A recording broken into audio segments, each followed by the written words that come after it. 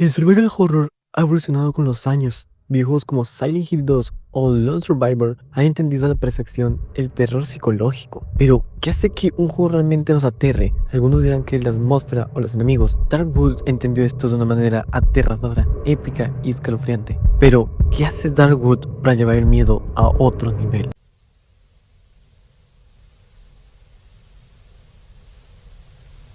En el año de 2017, los videojuegos de terror venían de un gran debacle al haber habido videojuegos de terror que combinaban el miedo con la acción. El problema de estos videojuegos era que el enfoque se iba más a la acción y sobre todo querían apelar a un público más en general y menos de nicho, para que esas sagas fuesen más conocidas. Una muy buena jugada en juegos como Resident Evil 4 o Dead Space 3, juegos de 2005 y 2013 respectivamente, de los cuales ya hemos hablado y les dejo por acá arriba los videos por si quieren ir a checarlos. En ese mismo año los videojuegos de horror sí lo eran, pero de una manera más comercial si le pudiéramos decir así, y hace más por usar sustos baratos o jumpscares. Juegos como Outlast 2 utilizaban esto de manera constante, al punto que se volvía monótono y para nada divertido o tenso. Aquí es cuando entró Darkwood. Este videojuego independiente nos enseñó varias cosas en cuanto a las mecánicas, de las cuales hablaremos más adelante. Este tomó un enfoque más psicológico y ambiental, puertas que se abren por sí solas, eventos por las noches como que aparezcan diálogos extraños, sonidos perturbadores y un gran etcétera. Este videojuego se convertiría en uno de culto que no muchas personas conocen, y si tú eres una de estas personas, neta te recomiendo darle una probada. Pero si Darkwood no tiene gráficos hiperrealistas ni jumpscares baratos, ¿cómo logra ser uno de los survival horror más aterradores de la historia? La respuesta la tenemos en sus mecánicas.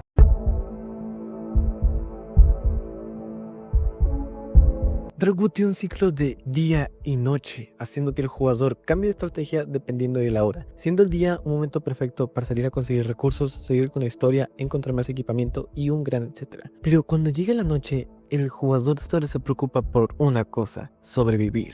Darkwood juega con nuestra mente desde el comienzo con la noche, y aquí es donde viene un punto importante: la nictofobia, la cual es una fobia que normalmente se desarrolla en niños y niñas de 2 a 12 años, pero que este videojuego representa mucho. Una vez que cae la oscuridad, no vemos absolutamente nada fuera de nuestro refugio más que las luces dentro de este. El problema está en que usa eso del juego a su favor, al haber eventos, sonidos, enemigos que van caminando, fantasmas, como había dicho anteriormente, solo durante la noche, ya que no sabemos qué hay ahí afuera, dejándonos más tensos conforme van pasando los días, ya que esos eventos se van intensificando más y más. Otra cosa más a destacar es que la propia atmósfera se convierte en una mecánica más. En este videojuego te pide total concentración en lo que estás jugando desde el minuto 1, convertirse en una experiencia angustiante. Cada noche es un nuevo desafío, cada sonido un recordatorio de que algo te acecha, pero hay algo más en Darkwood, algo que no se puede ver, algo que hace que el miedo no desaparezca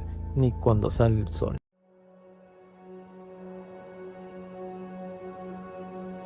Cuando era niño, como de 6 a 10 años, solía darme mucho miedo a la oscuridad, y en serio no podía dormir solo y necesitaba estar con compañía. Solía pensar que las cosas extrañas rondaban ahí, viéndome fijamente y vigilándome en cada hora que yo dormía. También tenía una imaginación muy grande y solía crear imágenes de cosas extrañas que podrían estar debajo de mi cama e incluso dentro de mi closet. Cuando jugué por primera vez a Darkwood, en serio me trajo muchos recuerdos sobre esta época. Me hizo que me diera de nuevo miedo a la oscuridad a pesar de estar más grande, pero también aprendí que solo enfrentando nuestros mayores miedos es como realmente podremos estar libres. Y es que en serio cuesta mucho, pero vale mucho. Darkwood es un perfecto exponente de cómo se debe hacer un videojuego de terror psicológico, de cómo asustar al jugador, pero también sobre cómo hacer que el jugador supere sus propios miedos. Es una mecánica interesante y que muchos videojuegos utilizan para el tratamiento de fobias, algo que me parece increíble como también épico. De nuevo, si no han jugado este juego, háganse un favor y jueguenlo, neta, háganlo, tal vez incluso aprendan algo nuevo sobre ustedes. Y solo quiero recordarles, como siempre les digo, que el terror continúe.